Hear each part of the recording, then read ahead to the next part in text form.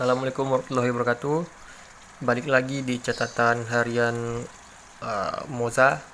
Uh, jadi hari ini kegiatannya sebenarnya update aja sih di catatan hari-hari seperti biasanya. Tapi mohon maaf, beberapa hari kemarin nggak sempat di update karena ya lagi banyak kerjaan lah.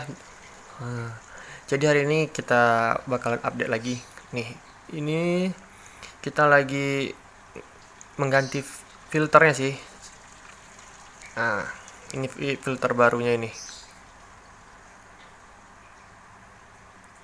Jadi filter barunya ini hampir sama filter yang lama. Tapi yang membedakannya cuman ini aja sih, airnya itu lebih deras aja gitu. Nah, soalnya kan filter yang lama itu terlalu dekat dengan air, saya buat terlalu rendah. Jadi saya rasa mungkin untuk oksigennya tuh kurang. Sepertinya sih itu pendapat saya saja. Makanya saya robah ke filter seperti ini. Fungsinya sama. Yang item-item di dalamnya juga masih sama, saya buat, belum ada saya tambah atau saya kurangi. Jadi hari ini kita coba untuk membersihkan kolamnya untuk mengurangi amonia. Nah, itu sisa dari pakannya. Saya pakai pakan pelet ya. Nah, ini sisa dari pakan peletnya. Kita coba bersihkan supaya apa sih sebenarnya itu, agar tidak ada amonia aja untuk menjaga kualitas airnya. Makanya kita bersihkan kolamnya tuh. Jadi di catatan hariannya ini sebenarnya hampir dikatakan gagal sih enggak untuk budidaya lobsternya. Dikatakan gagal enggak, soalnya masih ada sisa 4, enggak ada. Jadi di sisa 4 itu tinggal 2-nya jantan, 2-nya betina. Nah, begitulah.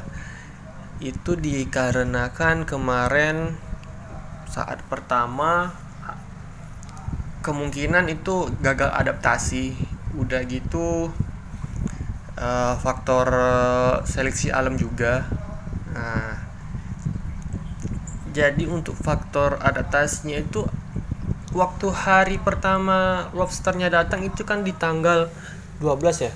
Di tanggal 12 lobsternya datang, di tanggal 13-nya dia molting. Ada 2 ekor molting itu. Salah satunya itu ada jantan yang molting juga tuh. Nah, itu mungkin karena waktu itu saya sempat mengendap, karena saya untuk mengambil bibit lagi indukannya agak lama sih. Jadi airnya itu sudah saya endapkan sekitar lebih kurang 3 hari. Waktu itu saya masih pakai air yang lama, belum menggunakan pakai air yang sumur ini. Nah, itu di hari pertama itu belum ada kematian. Di hari kedua itu kan dia ada molting tuh 2 ekor. Jadi ada yang mati satu tuh jantan di tanggal 13. Di tanggal 16 itu yang jantan bukan jantan, betina juga mati satu. Jadi selang sehari ada yang mati satu lagi. Itu sepertinya juga gagal adaptasi, stres gitu. Nah, hari selanjutnya masih aman, di tanggal 15-nya nggak ada masalah. Nah, itu di tanggal berapa ya? Di tanggal 19 itu ada mati lagi 2, juga gagal adaptasi. Sepertinya dia mau molting tapi nggak jadi tuh. Ciri-ciri molting tidak jadi tuh ada gimana ya? Ada di pundaknya itu seperti daging putih gitu keluar. Nah, udah gitu di tanggal 20 juga mati satu kemarin jantan. Jadi dari semuanya itu udah mati 6 ekor, sisanya 4. Nah, mungkin karena gagal adaptasi tadi seperti itu.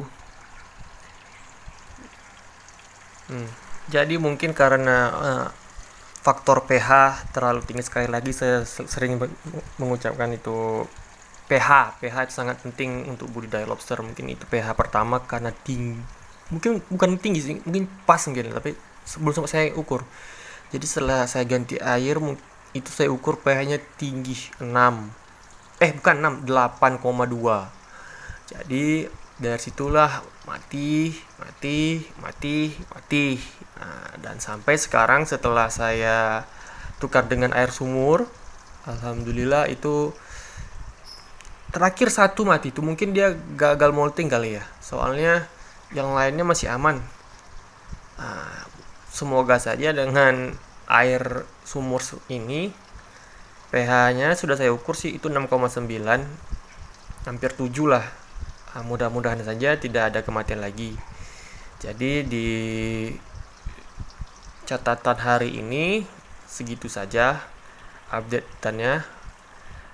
Di lain kesempatan bukan di lain kesempatan sih, hari-harinya bakalan saya kasih tahu lagi nih apa saja yang terjadi dan apa saja yang saya lakukan. Nah, kalau untuk tips dan triknya itu saya belum dapat karena saya masih belajar. Nah, saya cuma meng-share apa yang saya kerjakan dan apa yang saya dapatkan.